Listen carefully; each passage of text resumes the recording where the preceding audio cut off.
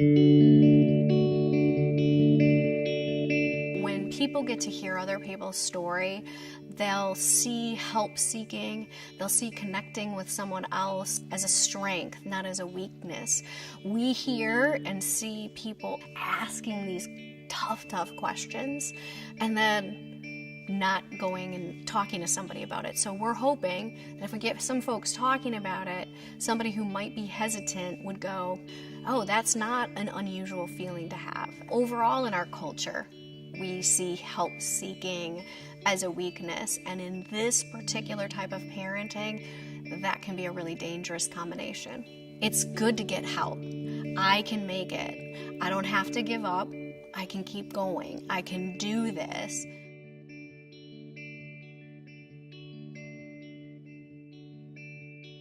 As a mother,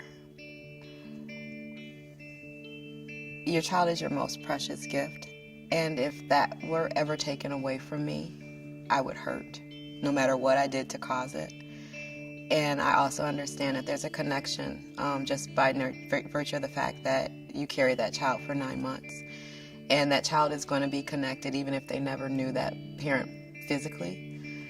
And so I think kids deserve to know where they came from, and birth parents deserve to know that their kids are going to be okay. I think that that child needs to know that they came from something good. And as an adoptive mother, I can't give them that history. If I can help them stay connected to their birth parent, there's always something good there.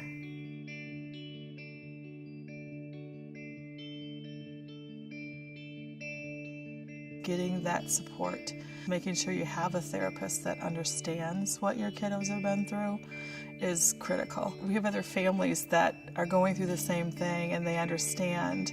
In the beginning, with our 2 oldest kids, we did not understand that. And we struggled and we had a really hard time getting through that with them. 30 years ago, people didn't understand what trauma meant for kids and what that entailed.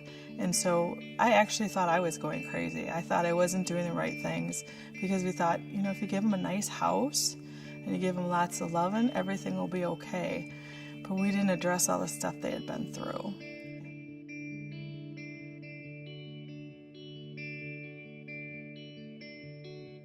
How do we mean hope? Well, Nadia's name means hope.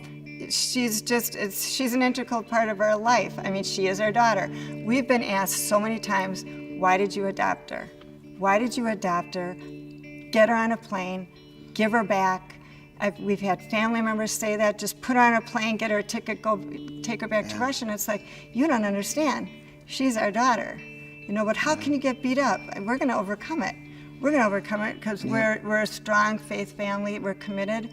And it's really hard. I'd have to step back, let her rage, go into my room literally, and just say, God, please give me strength to go back in there. And I'd be shaking crazy. But there's always a twinkle, a little light that you have to find to pull yourself through.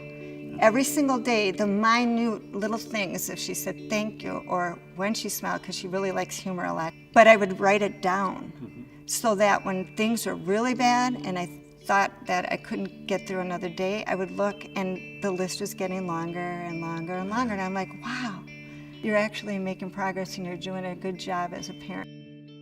I would say it made our family stronger. It made our family stronger. She showed us how to be parents, how to love harder, not to give up, because that's what she had all her life. Parents do give up, nowadays, even with their biological children, they give up. That's not something that you can do. Now it's just like night and day. It's totally different now. So Nadia has given us hope. Yeah. And there is hope for every parent out there. Never give up on hope, because if you give up on hope, then there is no hope in the world, and we can't function in a world without hope.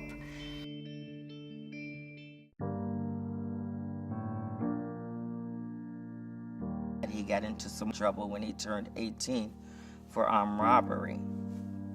And that was very hurtful to me because I don't come from a family that has any criminal activity.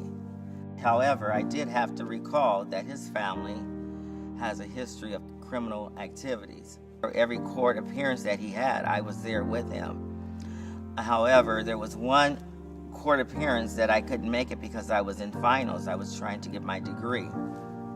I told him I couldn't go. I was kind of fed up with the situation. I was like, I'm not used to the court system. I don't want to be a part of this. This is not something that I like.